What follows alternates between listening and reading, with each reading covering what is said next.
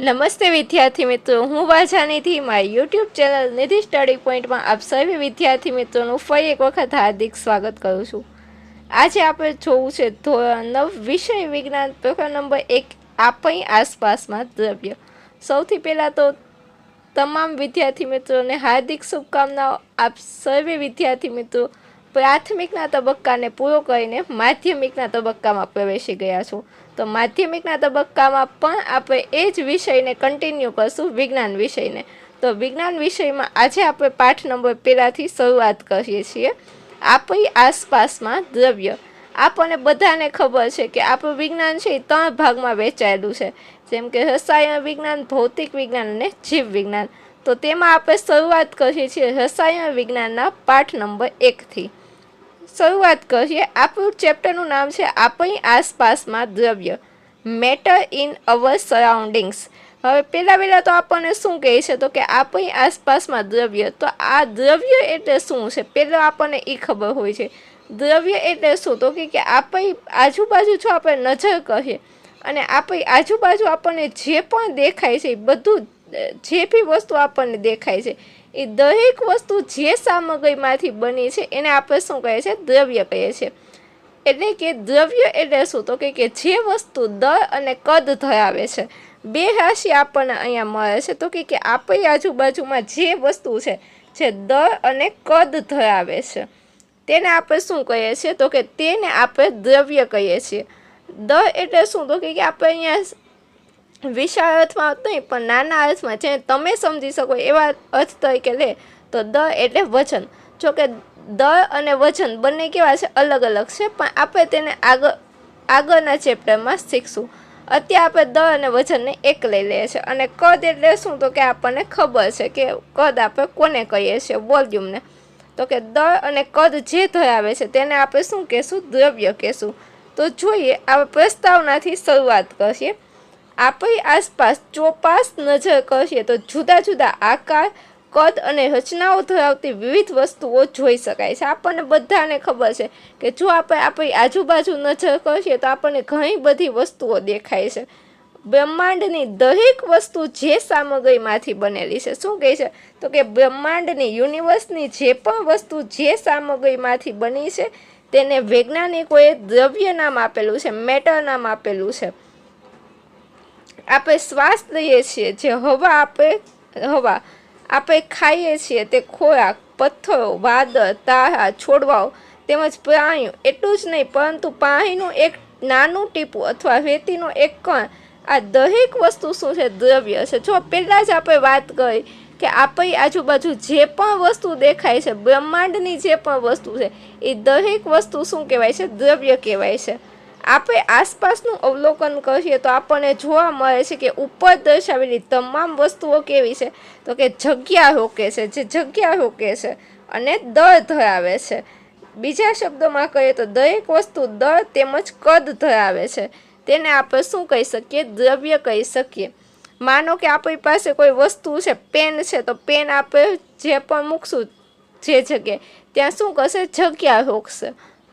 એને આપણે શું કહીએ છીએ? એનું કદ કહીએ છીએ. અને તે જે વજન ધરાવે, અત્યારે આપણે સામાન્ય અર્થમાં લે તો કે એ જે વજન ધરાવે છે એને આપણે શું કહીએ છીએ? દર કહીએ છીએ.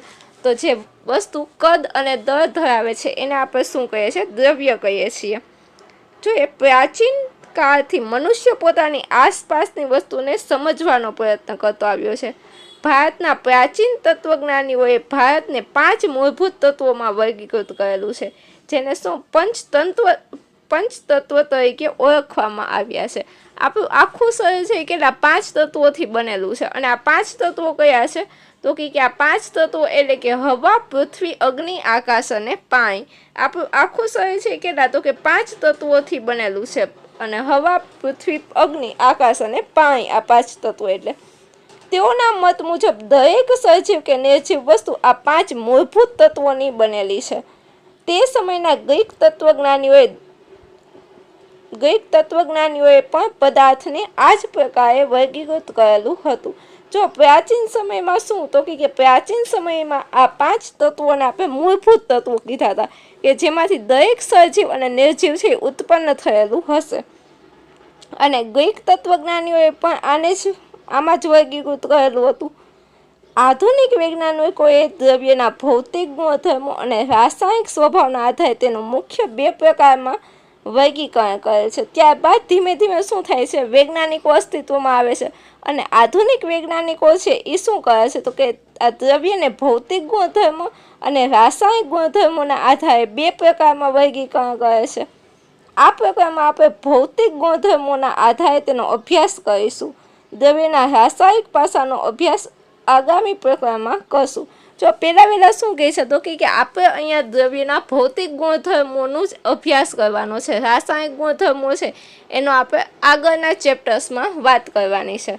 તો જોઈએ સૌથી પહેલો છે દ્રવ્યનો ભૌતિક સ્વભાવ એટલે કે દ્રવ્યની પ્રકૃતિ, ફિઝિકલ નેચર ઓફ મેટર. તો સૌથી પહેલાં આપણને આપ્યું છે દ્રવ્ય છે એ કણોનું બનેલું છે. મેટર છે એ શેનું બનેલું છે તો કે પાર્ટિકલ્સનું બનેલું છે. તો જો આપણને શું વાત કરે છે કે ઘણા લાંબા સમયથી વૈજ્ઞાનિકોના 2 સમૂહોએ દ્રવ્ય વિશે વિચારધારા રજૂ કરેલી. એક સમૂહ એમ માનતો હતો કે દ્રવ્ય લાકડાના ટુકડાની જેમ સતત છે, જ્યારે બીજો સમૂહ એમ માનતો હતો કે દ્રવ્ય છે રેતીના કણની માફક કેવું તો કે નાના નાના પાર્ટિકલ્સનું બનેલું છે. માનો કે આ કોઈ દ્રવ્ય છે તો દ્રવ્યની અંદર શું આવેલા હશે, આવી રીતે નાના નાના પાર્ટિકલ્સ આવેલા હશે, એવી વાત આપણને અહીંયા કીધેલી છે. અને એમાં પણ પાછી 2 માન્યતા હતી. એક વૈજ્ઞાનિકોનું જૂથ એવું માનતું હતું કે દ્રવ્ય છે એ કેવું તો કે સતત કણોનું બનેલું છે. સતત મીન્સ કે એમાં કોઈ પાર્ટિકલ્સ આવેલા નથી. અને એક જૂથ એવું હતું કે એમ માનતું હતું કે અંદર આવા નાના નાના પાર્ટિકલ્સ આવેલા છે. તો એમાં પણ 2 માન્યતા હતી. હવે આપણે નીચેની પ્રવૃત્તિ વડે દ્રવ્યના સ્વભાવની બાબતનો નિર્ણય કરીશું કે તે સતત છે કે કણનો બનેલો છે. હવે આપણે એક પ્રવૃત્તિ કરશું જેના આધારે આપણે કહી શકીએ કે દ્રવ્ય છે એ સતત છે કે પછી કણ ધરાવતો છે. તો તેની આપણે ચર્ચા કરીએ. પ્રવૃત્તિ આપણને 1.1 આપી છે. શું કીધેલું છે તો કે 100 ml નું એક બીકર લો. આપણે શું કરવાનું છે તો કે એક બીકર લેવાનું છે. જો આવું બીકર હોય છે એમાં આપણે 100 ml નું એક બીકર લેવાનું છે. તેને પાણીથી અડધું ભરીને તેમાં પાણીના સ્તર પર નિશાની કરો. તેમાં આપણે અડધું છે એ પાણીથી ભરવાનું છે. અડધું આપણે પાણીથી ભરશું અને અહીંયા આપણે શું કરશું, એક નિશાની કરશું. તેમાં થોડી ખાંડ મીઠું નાખીને કાચના સળિયા વડે હલાવીને ઓગાળો. આમાં આપણે ખાંડ કે મીઠું થોડુંક નાખી અને શું કરવાનું છે, હલાવવાનું છે કાચના સળિયા વડે. પાણીના સ્તરમાં કોઈ ફેરફાર થાય છે કે નહીં તેનું અવલોકન કરો. અને પછી આપણે હલાવ્યા પછી શું જોવાનું છે કે અહીંયા આપણે નિશાન કર્યું હતું, તો હવે પાણીના સ્તરમાં કોઈ ફેરફાર થાય છે કે નહીં તે આપણે જોવાનું છે. તમારા મત મુજબ ઓગળેલ ખાંડ કે મીઠાનું શું થયું હશે. પછી આપણે જોવાનું છે કે આપણે જે જો સ્તરમાં વધારો થાય છે કે નહીં. તમારા મત મુજબ ઓગળેલું ખાંડ કે મીઠાનું શું થયું હશે એ આપણે જોવાનું છે. તે ક્યાં અદૃશ્ય થઈ ગયા. હવે તમે જોશો તો તમારે ઘરે પણ તમે આ પ્રેક્ટિકલ છે એ કરી શકો છો. એક કાચનો ગ્લાસ, એમાં તમે પાણી ભરો અને થોડુંક ખાંડ અથવા મીઠું ઓગાળો અને ત્યારબાદ જોવાનું કે પાણીના સ્તરમાં વધારો થાય છે કે નહીં. તમે ચેક કરશો તો તમને દેખાશે પાણીના સ્તરમાં વધારો. તો કે તમે જો આ પ્રવૃત્તિ કરશો તો તમને ખબર પડશે કે આમાં પાણીના સ્તરમાં કોઈ વધારો થશે નહીં. અને તો આપણને એમ થાય છે કે પાણીના સ્તરમાં વધારો નથી થતો, તો પછી આ ખાંડ અને મીઠાનું શું થાય છે તે ક્યાં અદૃશ્ય થઈ જાય છે. તો જો પાણીના સ્તરમાં કોઈ ફેરફાર થાય છે. આ પ્રશ્નના ઉત્તર મેળવવા માટે આપણે દ્રવ્ય એ કણોનું બનેલું છે તે વિચારવાની જરૂર પડશે. હવે જો આપણને શું કહે છે તો કે આ ખાંડ અને મીઠું છે એ ક્યાં જાય છે, તો કે આ ખાંડ અને મીઠું છે એ ક્યાં જાય છે એ માટે આપણે શું વિચારવું પડે, દ્રવ્ય એ કણોનું બનેલું છે. તો કે જો આ દ્રવ્ય એટલે કે આપણી અંદર જે પાણી છે હતું આમાં બીકરમાં, એ શું હતું, કણોનું બનેલું હતું. અને આ કણો વચ્ચે શું હતી, નાની નાની જગ્યા હતી. જે આ જગ્યા હતી ને ત્યાં આ ખાંડ કે મીઠું છે એ ગોઠવાઈ ગયું હશે એવું આપણે કહી શકીએ, એવું આપણે વિચારી શકીએ. ચમચીમાં જે મીઠું કે ખાંડ હતું તે હવે સમગ્ર પાણીમાં ઓગળી ગયેલ છે. જે આકૃતિ 1.1માં તમને અહીંયા દર્શાવેલું છે. જો અહીંયા આપણને દેખાય છે કે અહીંયા પાણી હતું, એમાં ખાંડ અથવા તો મીઠું નાખ્યું અને પછી શું થાય છે તો કે આ મીઠાના પાર્ટિકલ્સ છે, કણ છે, એ કેવા થાય છે, આખા બધા પાણીમાં ઓગળી જાય છે. ત્યારબાદ જોઈએ દ્રવ્યના આ કણો કેટલા સૂક્ષ્મ હોય છે. એના ઉપરથી આપણે શું કહી શકીએ કે પાણીના કણો હતા એ કેવા હતા, દ્રવ્ય છે એ કણોનું બનેલું હતું, પાણી છે એ કેવું હતું તો કે કણનું બનેલું હતું, અને કણ વચ્ચે શું હતું તો કે થોડી થોડી જગ્યા હતી, અને આ ખાલી જગ્યા હતી ત્યાં જ શું થાય છે તો કે આ ખાલી જગ્યામાં જ મીઠાના અથવા તો ખાંડના કણો છે એ સમાઈ જાય છે. એના લીધે પાણીના સ્તરમાં વધારો પણ નથી થતો, અને મીઠા કે ખાંડના જે કણો છે એ કેવા થઈ જાય છે, અદૃશ્ય થઈ જાય છે. તો આપણે એમ કહી શકીએ. ત્યારબાદ જોઈએ પ્રવૃત્તિ 1.2 દ્રવ્યના આ કણો કેટલા સૂક્ષ્મ હોય છે. How small are these particles of matter. દ્રવ્યના કણો છે કેટલા સૂક્ષ્મ હોય છે તે આપણે જોવું છે. એના માટે આપણે શું કરશું, પ્રવૃત્તિ 1.2 કરશું.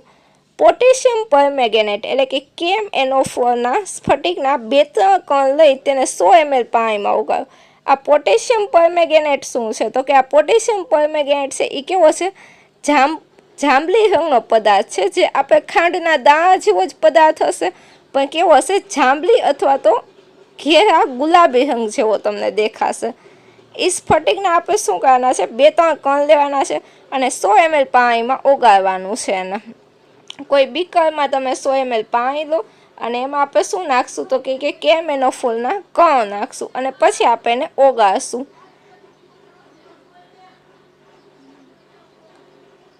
આ દ્રાવણમાંથી આશરે 10 ml દ્રાવણ લઈ ઓગાળ્યું. એમાંથી આપણે શું કરવાનું, 10 ml 100 ml પાણી લીધું હતું, એમાં આપણે KMnO4 ઓગાળેલું હતું, એટલે પાણી કેવું થશે, ગુલાબી રંગનું થશે, કારણ કે કણ કેવા હતા, ગુલાબી રંગના હતા. એટલે તો આ દ્રાવણમાંથી આપણે 10 ml જેટલું દ્રાવણ છે લઈ લેવાનું છે, અને તેને 90 ml સ્વચ્છ પાણીમાં ઉમેરવાનું છે.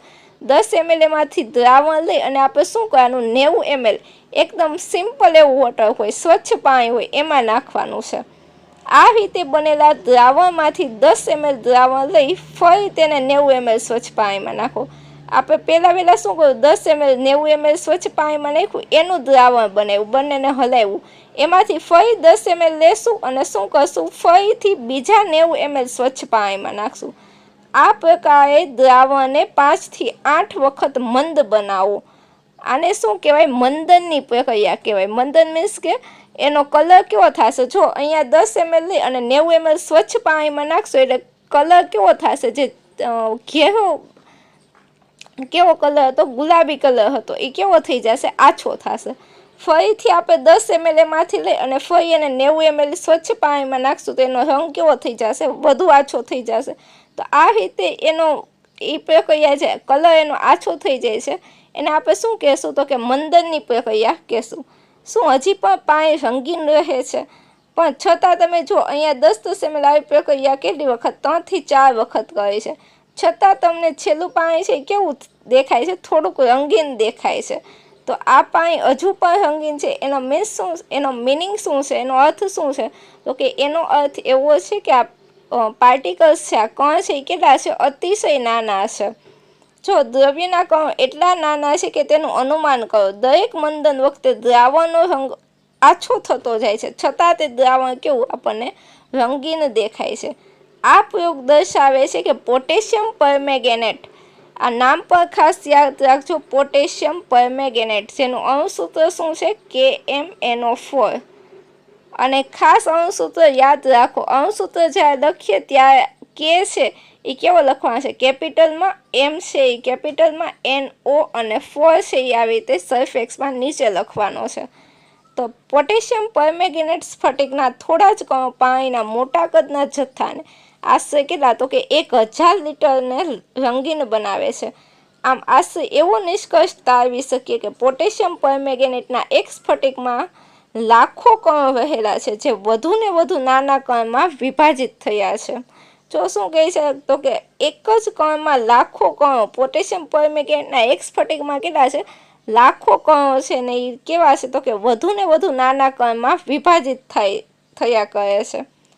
પોટેશિયમ પરમેંગેનેટને બદલે ડેટોલનું 2 ml દ્રાવણ લઈ આ જ પ્રવૃત્તિ પણ કરી શકાય છે. તે દ્રાવણને વારંવાર મંદ કરવા છતાં ડેટોલની વાસી આવ્યા કરે છે.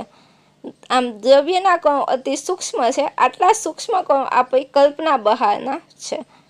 ચલો આજનો લેક્ચર અહીં સુધી રાખીએ. ફરી મળીશું આવતા લેક્ચરમાં દ્રવ્યના કણોની વિશેષ અગાઉની લાક્ષણિકતા સાથે. ત્યાં સુધી મને રજા આપો. Thank you so much.